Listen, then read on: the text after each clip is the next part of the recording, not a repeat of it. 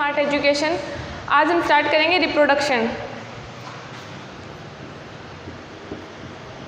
Reproduction या प्रजनन तंत्र।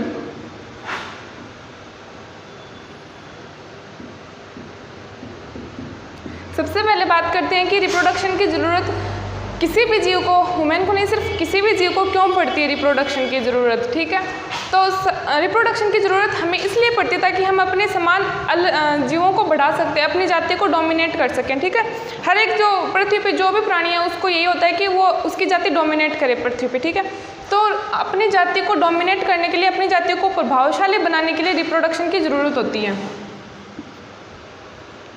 अपनी जाति के जीवों की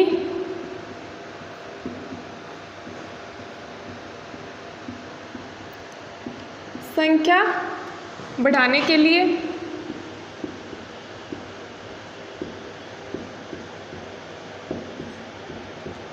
रिप्रोडक्शन किया जाता है। ठीक है, और डोमिनेट करने के लिए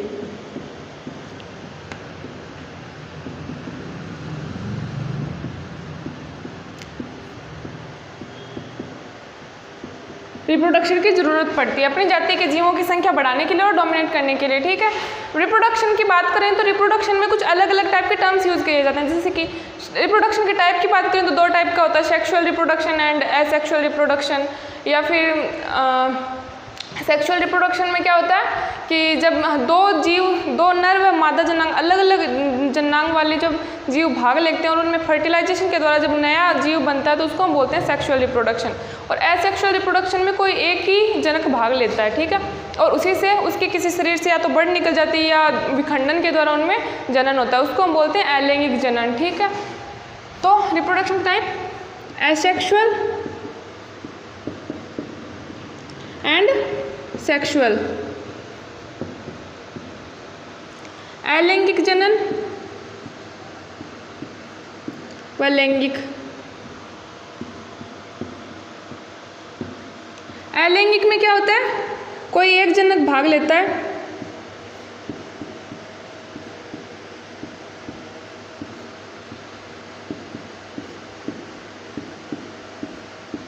इसमें नर व मादा दोनों के द्वारा फर्टिलाइजेशन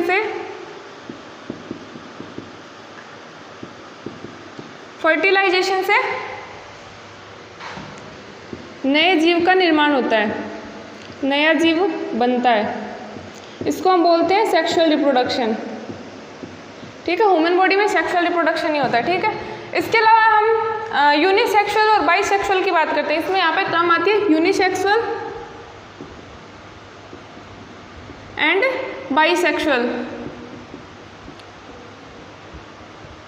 यूनिसेक्सुअल होता है एक लिंगी और बाइसेक्सुअल होता है द्विलिंगी। ऐसे जीव जिनमें नर व मादा जननांग दोनों एक ही शरीर पे उपस्थित होते हैं उसको हम बोलते हैं बाइसेक्सुअल। और जो जिसमें नर व मादा जननांग अलग अलग होते हैं उनमें वो होते हैं यूनिसेक्सुअल। ठीक है, तो ह्यूमन बॉडी होती है, ह्यूमन्स होते हैं वो यूनिसेक्सुअल होते हैं, उनमें नर व मादा जननांग अलग अलग होते हैं। ठीक है, इसके बाद unisexual and human body unisexual होती है। इसके अलावा बहुत सारे कीट वगैरह इंसेक्ट्स होते हैं, उनमें बाइसेक्सुअल भी होते हैं वो लोग। ठीक है, फिर बात करते हैं यूनिसेक्सुअल और बाइसेक्सुअल के बाद ओविपेरिस, विविपेरिस एंड ओविविपेरिस की, इन टर्म्स के। ठीक है, ये इंपॉर्टेंट टर्म्स हैं इनमें रिप्रोडक्शन में जो बार बार यूज होते हैं, ओविपेरिस, विविपेरिस एंड ओवोविविपेरिस। ठीक है, ओविपेरिस में क्या होता है, जब अंडे के द्वारा नया बच्चा जो है इन्फेंट बनता है उसको बोलते हैं हम ओविपेरिस। ठीक है, विविपेरिस में नए जीव को नर व मादा के द्वारा नए बच्चे को जन्म दिया जाता है, नए शिशु, अपने ही जैसे अपने समान नए शिशु को जन्म दिया जाता है, उसको हम बोलते हैं विविपेरिस। एंड ओवोविविपेरिस में क्या होता है कि जब नर शरीर के अंदर जो स्कॉर्पियन होते हैं या ऐसे कुछ जीव होते हैं उनके अंदर जो मादा शरीर होती है उसके अंदर क्या होता है, अंडा है वो उसके अंदर बन जाता है, उसके जो भ्रूण अंडा होता है वो उसके एब्डोमेन में बन जाता है। उसके बाद जो निकलता है उससे जो जन्म होता है उससे शिशु का जन्म होता है, उसको हम बोलते हैं ओविविपेरिस। ठीक है, तो हमें यहाँ पर पढ़ना है ह्यूमन रिप्रोडक्टिव सिस्टम। ठीक है, तो हमें ह्यूमन रिप्रोडक्टिव के बारे में यहाँ पे सब कुछ पढ़ना होता है। क्योंकि हम यहाँ ह्यूमन फिजियोलॉजी पढ़ रहे हैं, तो ह्यूमन फिजियोलॉजी में ह्यूमन रिप्रोडक्टिव सिस्टम पढ़ेंगे।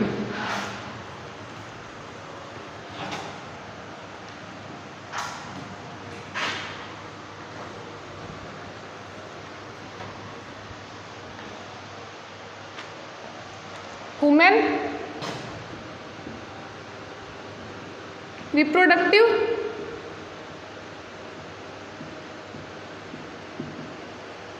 सिस्टम।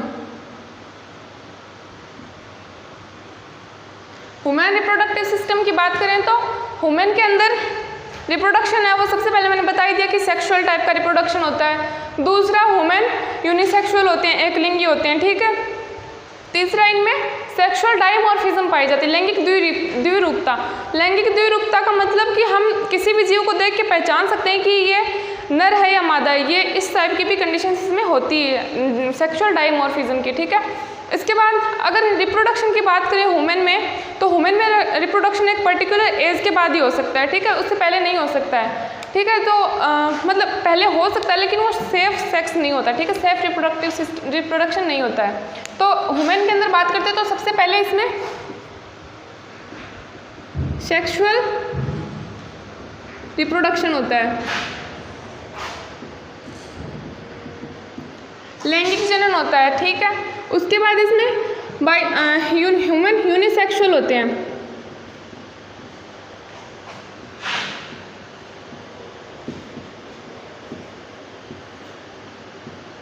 और ह्यूमन में सेक्सुअल डाइमॉर्फिज्म होता है।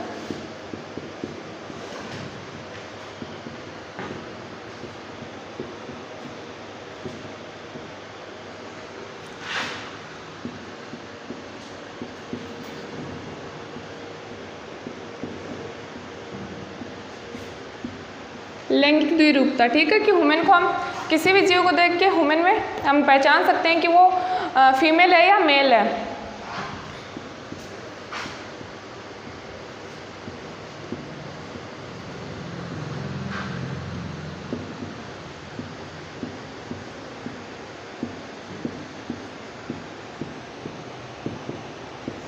इसके बाद ह्यूमन बॉडी में एक पर्टिकुलर एज के बाद ही सेक्स होता है, ठीक है। वैसे तो प्यूबर्टी के टाइम इनमें रिप्रोडक्शन की घटनाएं वो स्टार्ट हो जाती है, जैसे कि मेल में स्पर्मेटोजेनेसिस और फीमेल में oogenesis स्टार्ट हो जाता है, ठीक है। प्यूबर्टी स्टार्ट होती है जब किशोरावस्था स्टार्ट होती है, ठीक है। बट उस टाइम उनमें सेक्स वगैरह करना सेफ नहीं होता, ठीक है, उसको सेफ सेक्स नहीं बोल सकते अपन, क्योंकि वो उसमें जान का खतरा भी रहता है, ठीक है। तो उसमें एक पर्टिकुलर एज के बाद 18 व 21 की एज के बाद ही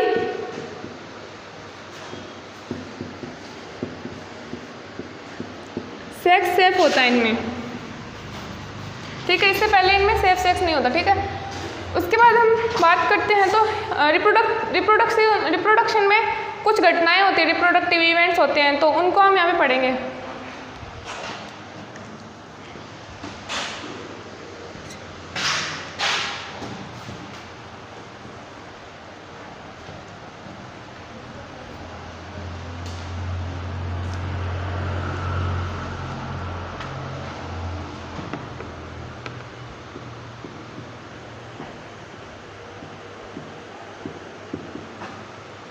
रिप्रोडक्टिव इवेंट्स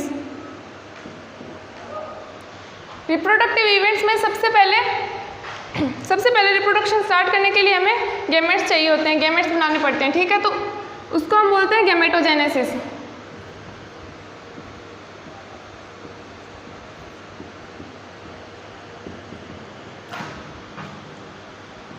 युग्मक निर्माण। गैमेट्स मेल बॉडी में होते हैं स्पर्म एंड फीमेल में होते हैं ओवम।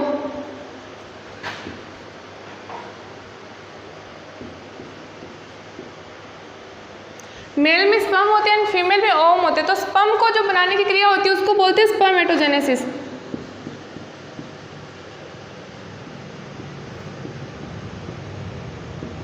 और ओवम के बनने की क्रिया को बोलते हैं oogenesis, ठीक है। स्पर्म के बनने की क्रिया को स्पर्मेटोजेनेसिस एंड ओवम के बनने की क्रिया को oogenesis बोलते हैं। क्या इवेंट होता है उसको बोलते हैं इंसेमिनेशन।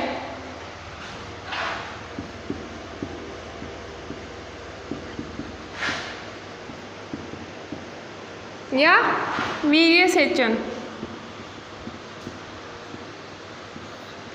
इसमें क्या होता है, जो नर युग्मक होते हैं उनका मादा जो जेनाइटल ट्रैक होता है उस तक पहुंचने की क्रिया को हम बोलते हैं इंसेमिनेशन।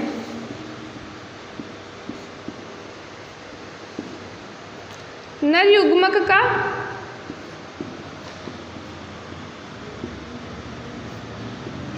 मादा जनन मार्ग या फीमेल जेनाइटल ट्रैक तक पहुंचने की क्रिया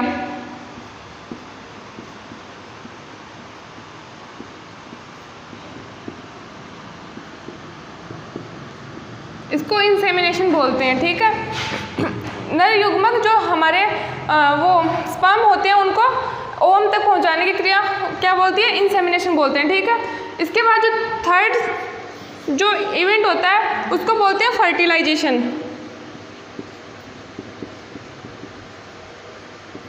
या निषेचन। फर्टिलाइजेशन में क्या होता है, नर युग्मक मादा जनन मार्ग तक पहुंच चुका है। ठीक है, उसको जो ओम से मिलकर जायगोट बनने की जो क्रिया होती है, युग्मक बनने की क्रिया, उसको बोलते हैं फर्टिलाइजेशन। नर व मादा युग्मक के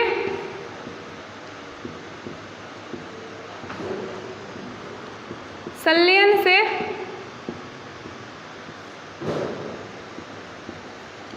जायगोट या युग्मनज के निर्माण की क्रिया उसको फर्टिलाइजेशन बोलते हैं।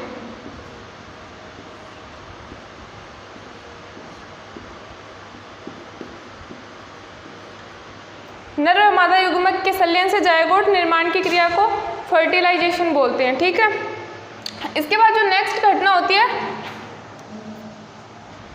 उसको बोलते हैं इम्प्लांटेशन या अंतरोपण।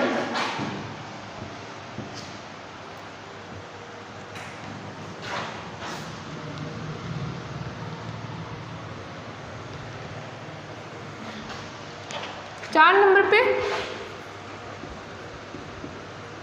इम्प्लांटेशन या अंतरोपण।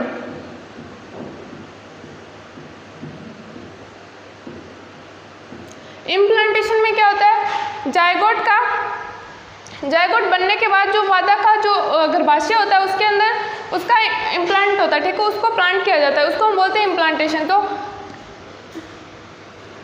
ये अंडाशय होते हैं यहाँ पे ऐसे, ये गर्भाशय होता है। ठीक है, यहाँ पे तीन लेयरिंग होती है, जो इसके आवरण होते हैं। वहाँ पे जो ब्लास्टोस, यहाँ पे जो निषेचन होता है, फेलोपियन ट्यूब में निषेचन होता है। निषेचन होने के बाद जो भ्रूण होता है वो इधर गर्भाशय में आ जाता है, जिसको हम बोलते हैं ब्लास्टोसिस्ट। तो ब्लास्टोसिस्ट का इधर इसकी वॉल में इम्प्लांट होता है। ठीक है, इम्प्लांट होने के बाद ये प्लेसेंटा से जुड़ जाता है और प्लेसेंटा बाद में इसके न्यूट्रिशन वगैरह देने का काम करती है। ठीक है, यहाँ पे प्लेसेंटा बन जाती है, फिर ये ब्लास्टोसिस्ट बड़ा होकर आगे भ्रूण में चेंज होता है। ये सेल्स होती है, पहले ये सेल्स होती हैं। ठीक है, जायगोट एक सेल होता है। ठीक है, सेल होती है, ये सेल आगे बहुत सारे वो करती हैं, माइटोसिस विभाजन वगैरह करती हैं। ठीक है, फिर विभाजन करने के बाद ब्लास्टोसिस्ट का निर्माण होता है। ब्लास्टोसिस्ट आगे इसमें इम्प्लांट हो जाती है, उसके बाद भ्रूण का विकास होता है प्लेसेंटा के द्वारा। ये होता है इम्प्लांटेशन। उसके बाद 5 नंबर पे आता है जेस्टेशन या गर्भावधि। गर्भावधि में ये ब्लास्टोसिस्ट यहाँ पे इम्प्लांट हो गया, उसके बाद यहाँ पे क्या होता है, एम्ब्रियोनिक डेवलपमेंट होता है, भ्रूण को डेवलप किया जाता है। एम्ब्रियोनिक डेवलपमेंट, एम्ब्रियोनिक डेवलपमेंट में क्या होता है, प्लेसेंटा के द्वारा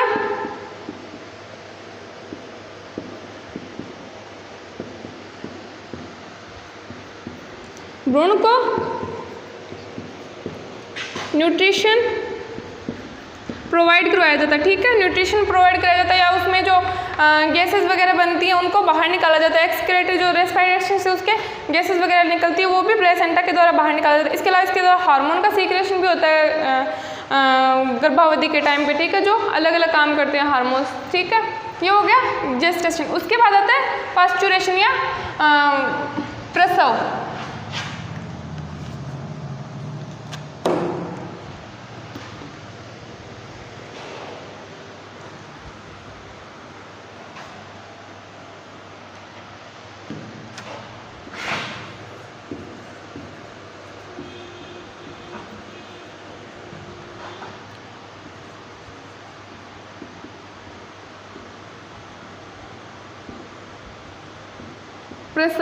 प्रसव का मीनिंग क्या होता है? सीधा सा मीनिंग होता है मादा शरीर से भ्रूण का जो बच्चा बनता है उसका बाहर निकलना, क्या वो कहलाता है? प्रसव कहलाता है, ठीक है। ये बहुत सारे हार्मोन्स के द्वारा ये क्रिया नियंत्रित की जाती है, जैसे रिलैक्सिन हार्मोन, ऑक्सीटोसिन हार्मोन, इन सब के द्वारा ये जो सीक्रेशन होता है इनके द्वारा। तो लेबर पेन स्टार्ट होता है, लेबर पेन से फिर प्रसव की क्रिया होती है, ठीक है। मादा शरीर से इन्फेंट का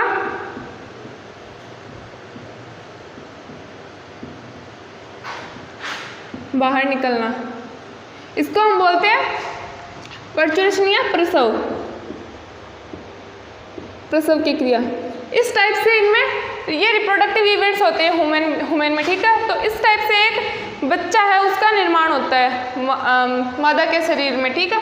उसके बाद हम बात करते हैं मेल रिप्रोडक्टिव सिस्टम की। मेल रिप्रोडक्टिव की स्टडी करते हैं। मेल रिप्रोडक्टिव में कौन से पार्ट्स होते हैं, उनका क्या काम होता है, या फिर वो कहाँ स्पर्म बनता है, कहाँ से उसको स्पर्म को आगे पहुँचाया जाता है, इन सभी चीज़ों का जो हम स्टडी है वो मेल रिप्रोडक्टिव सिस्टम में करते हैं, ठीक है।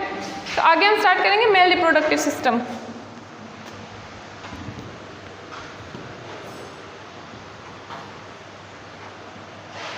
नेक्स्ट है mail reproductive system. Mail reproductive system में हम 4 चीज़ें पढ़ते हैं। फर्स्ट होता है हमारा टेस्टिस, दूसरा होता है एसेसरी ग्लैंड्स,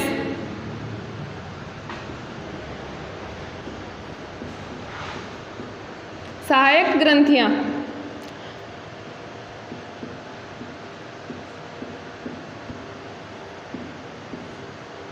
ठीक है। तीसरा होता है एसेसरी ट्यूब्यूल्स। पहले एसेसरी ट्यूब्यूल्स लिख लेते हैं। सहायक नलिकाएं, उसके बाद आती है accessory glands,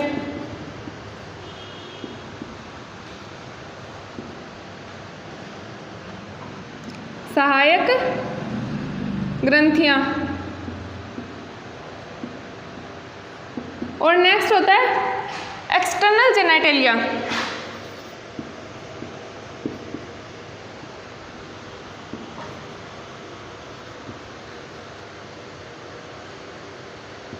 external genitalia, external genitalia मतलब बाह्य जननेंद्रिय अंग।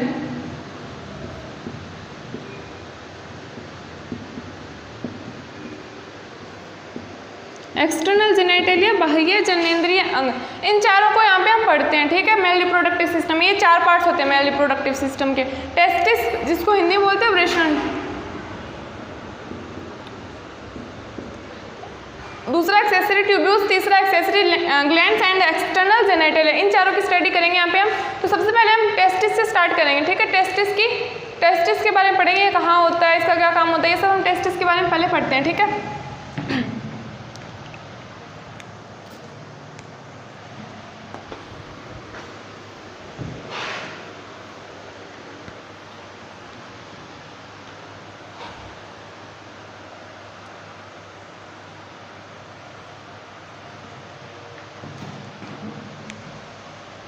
सबसे पहले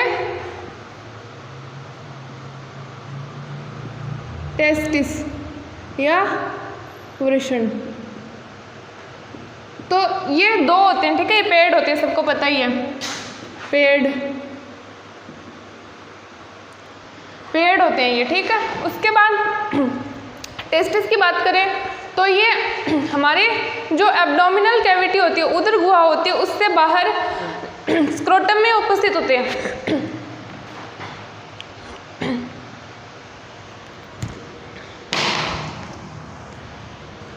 स्क्रोटम में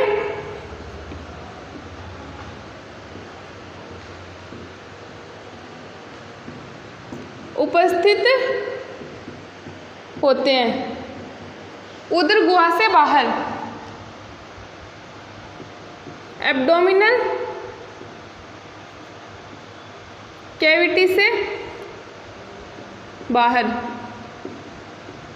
एब्डोमिनल कैविटी से बाहर उदर गुहा में उपस्थित होते हैं।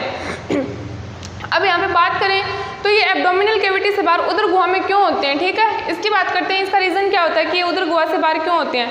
तो इसका जो मेन रीज़न होता है वो ये होता है कि हमारे बॉडी का टेम्परेचर 37 डिग्री होता है, ठीक है।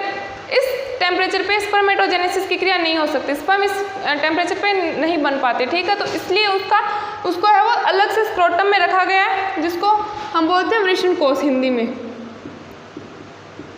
स्क्रोटम में रखा गया। स्क्रोटम में जो इसका टेम्परेचर है वो हमारी बॉडी के टेम्परेचर से 2 to 3 डिग्री कम होता है, ठीक है। 2 से 3 डिग्री सेल्सियस ये हमारी बॉडी के टेम्परेचर से कम होता है, जो स्पर्मेटोजेनेसिस के लिए अनुकूल तापमान होता है। तो इसमें रखने का रीज़न क्या है, 2 से 2.5 या 3 डिग्री सेल्सियस टेम्परेचर है वो कम होता है, कम टेम्परेचर होता है, इसलिए यहाँ पे वृषणकोश में इसको रखा गया, क्योंकि ये स्पर्मेटोजेनेसिस के लिए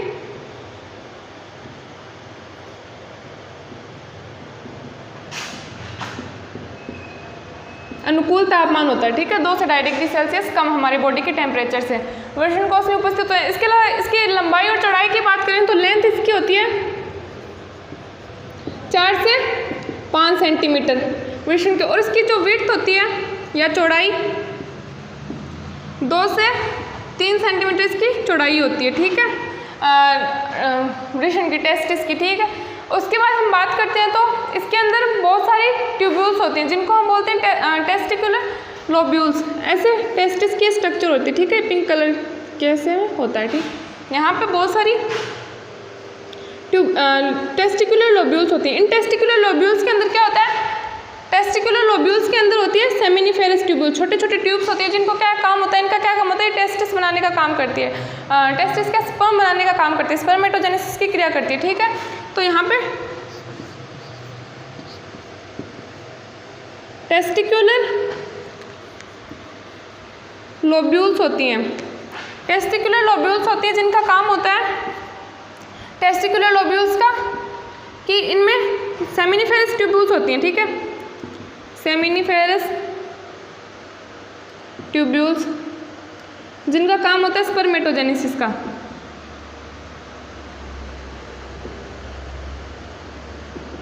ये ऐसे वर्षण होता है, ठीक है। एक मिनट मैं बताती हूँ।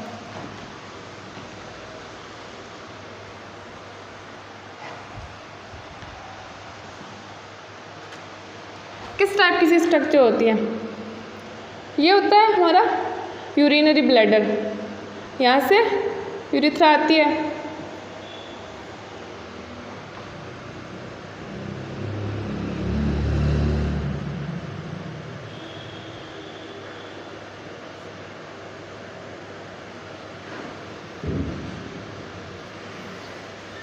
ऐसे यहाँ पे टेस्टिस लगे होते हैं।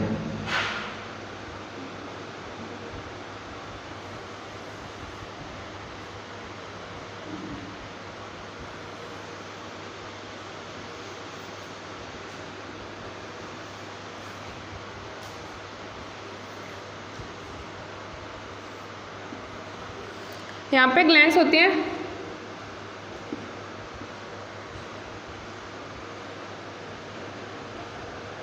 तीन टाइप की ग्लैंड्स उपस्थित होती हैं यहाँ पे।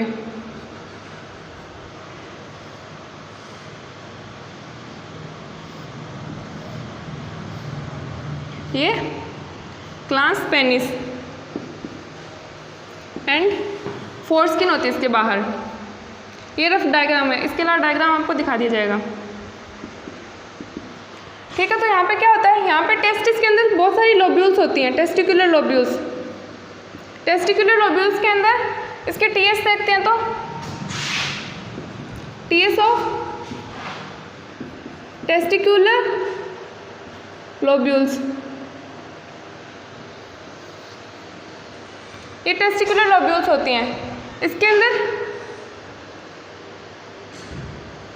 दो टाइप की सेल्स होती है, एक तो होती है इनमें सेमिनिफेरस ट्यूब्यूल्स, ये जो होती हैं छोटे छोटे पर टेस्टिस, हमारे जो पर टेस्टिस होती है उसके अंदर सेमिनिफेरस टेस्टिकुलर लोब्यूल्स होती हैं, वो पर टेस्टिस में 250 होती है, एक टेस्टिस में 250 टेस्टिकुलर लोब्यूल होती हैं, और उस एक टेस्टिकुलर लोब्यूल के अंदर 2 से 3 सेमिनिफेरस ट्यूब्यूल्स होती हैं, 2 से 3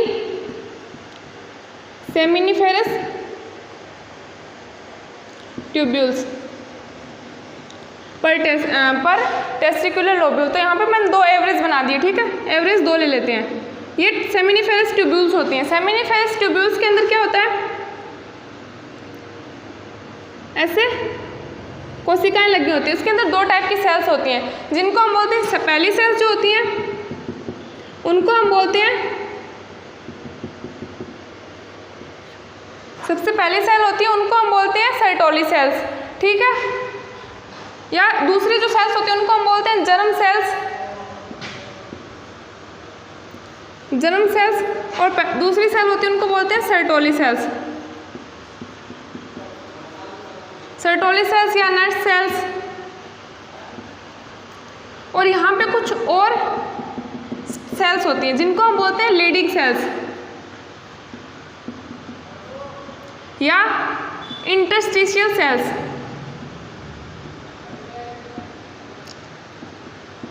इनको इंटरस्टिशियल सेल्स इसलिए बोलते हैं क्योंकि ये इंटरस्टिशियल जो यहाँ पे पार्ट होता है उसके अंदर उपस्थित होती है।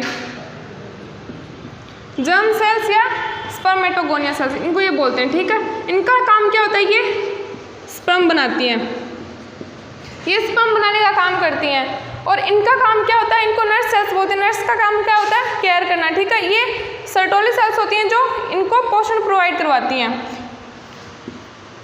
स्पर्म को न्यूट्रिशन देने का काम करती है, स्पर्म को न्यूट्रिशन देने का काम करती है ये, ठीक है, सर्टोली सेल्स। इसके बाद सर्टोली सेल्स के इसके बाद लीडिंग सेल्स की बात करते हैं। तो लीडिंग सेल्स के द्वारा एंड्रोजन्स का सीक्रेशन होता है। एंड्रोजन्स जो मेल बॉडी में मेन एंड्रोजन होता है वो होता है टेस्टोस्टेरोन। तो ये टेस्टोस्टेरोन को सीक्रेट करती हैं, ठीक है। अब ये अपने आप तो सीक्रेट करती नहीं है यहाँ पे, ठीक है। इनको हमारी बॉडी में हार्मोन्स होते हैं जो इनको सीक्रेट करने के लिए बोलते हैं। ये अपने आप सीक्रेट करती होती तो ये रिप्रोडक्शन जो प्यूबर्टी होती है उससे पहले भी सीक्रेट कर सकती थी फिर ये, ठीक है। तो ये प्यूबर्टी होने के बाद ही क्यों सीक्रेट होती है, क्योंकि इसमें हमारे पर्टिकुलर हार्मोन्स बनते हैं उस टाइम, और फिर ये इनको सीक्रेशन के लिए इनको जो है वो रेडी करते हैं। तो ये हार्मोन्स कौन से होते हैं, देखो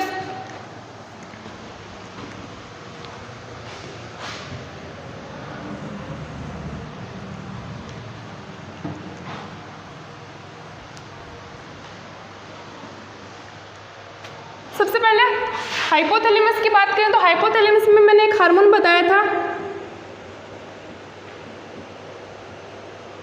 हार्मोनल कंट्रोल। यहाँ पे हम देख रहे हैं हाइपोथैलेमस से हार्मोन मैंने बताया था GnRH। GnRH सीक्रेट होता है तो ये पिट्यूटरी ग्लैंड के पास जाता है। GnRH pituitary gland, pituitary gland 2 type के हार्मोन सीक्रेट करती हैं, LH एंड FSH।